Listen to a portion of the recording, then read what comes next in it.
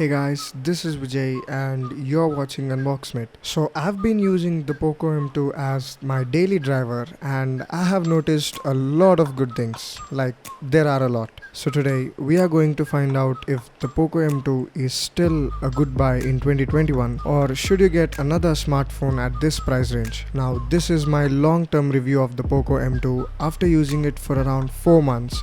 So I used this device and tested it on a lot of things which I'm gonna share in this video. So sit back, relax and enjoy the video.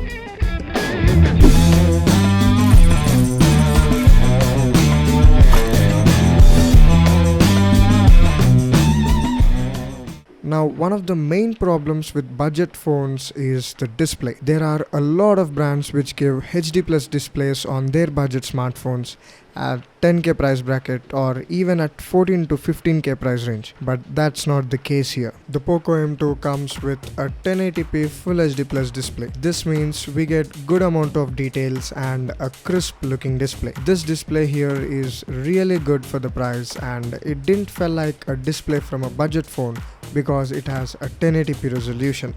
The viewing angles of this smartphone are also good and the colors too look good on this panel. And as it is 6.53 inches, you get good multimedia experience while streaming on this device. So I really liked the display and it's a good move by Poco. Now another area where this device shines is the design and the build. There are a lot of budget phones out there which come with a plastic back. Even this smartphone has a plastic back, but it feels good in hand thanks to the brand that it didn't go with a glossy back which attracts a lot of fingerprints.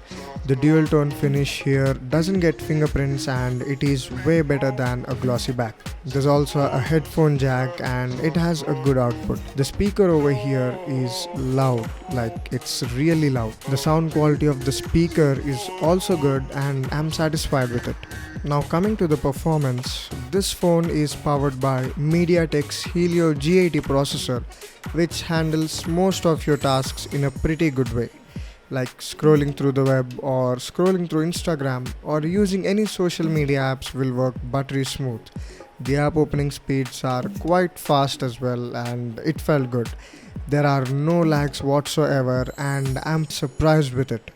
Even scrolling through the launcher doesn't get any lags and it runs smoothly. Talking about gaming, this phone does handle some games, but I will not recommend this for heavy gaming. You can play Call of Duty and some light games as well. This phone can run Call of Duty pretty well and the gameplay was smooth enough. I did not face any heating issues and that's a good sign. The thing I'm surprised with this smartphone is the software. The way this phone handled MIUI is really good. We all know that MIUI is pretty heavy skin and a lot of budget phones lag while using the phone, but this phone did not. It handled well and I'm really happy with it. Now it's not like MIUI is a bad skin. It has tons and tons of features which a lot of users find useful, but the problem is with the optimization. MIUI is not well optimized for low-end devices and it creates some problems. But Xiaomi claimed that their next version of the MIUI, which is the MIUI 12.5, is on the way and it solves a lot of issues. So I'm hoping to see it and test it out. The battery over here is a huge 5000 milliamp hours which easily lasts you a day. But if you are a light user and does not do heavy tasks, then it easily lasts you a half a day more. But if you are into gaming, then you may slightly get less backup. But according to my usage, I easily got a day and sometimes almost 2 days battery life with 10 to 15% of the battery left, and that is crazy. So the battery backup is excellent. Now charging this phone from 0 to 100 takes more than 2 hours with the given 10 watt adapter. Overall, I'm pretty impressed with the battery backup as well. Now talking about cameras, this is where Poco had to cut some corners and go for an average camera. It basically has a 13 megapixel main and an 8 megapixel ultra wide angle and a 2 megapixel macro and depth sensors. The quality of this camera is good under good lighting conditions, like under direct sunlight, or if there is a huge light, then you get good pictures with good details. But once you go into artificial lighting or night scenarios, the details they just disappear.